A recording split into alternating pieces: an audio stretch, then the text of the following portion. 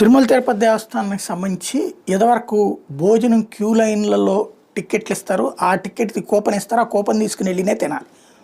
దానికి సంబంధించి గతంలో నేను రైట్ చేసినటువంటి పాయింట్, ఆ తర్వాత అప్పట్లో పాలక మండలి ఆ విధానాన్ని రద్దు చేసి ఇప్పుడు ఎలాంటి టోకెన్ లేకుండా అక్కడే నేరుగా వెళ్ళి భోజనాలు చేసేందుకు ఏర్పాటు చేసి ఇది ఇంతకుముందు కూడా నేను ప్రస్తావించాను.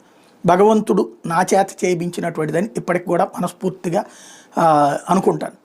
అలాంటిది ఇప్పుడు అప్పుడే నేను ప్రస్తావించినటువంటిది అక్కడక్కడ ఏర్పాట్లు చేయాలన్నటువంటి. అందులో రామ్ బగీచా దగ్గర అన్నప్రసాదం ఇంత పెద్ద కప్పుల నిండా భోజనం పెట్టి, అదే పులిహార, పొంగల, దద్దోజనం, ఏదో ఒకటి ప్రతి నిమిషం ఏదో ఒకటి అందుబాటులో ఉంటుంది. ఇది కూడా మాట్లాడుకున్నాం. ఇప్పుడు అప్పట్లోనే వచ్చి ఒక ఆలోచన ఆగిపోయింది. ఏంటంటే మన మొత్తం కొండంతా కూడా ఎక్కడెక్కడ తిరుగుతా జనం ఉన్నటువంటి చోట్లన ఆ అన్నప్రసాదం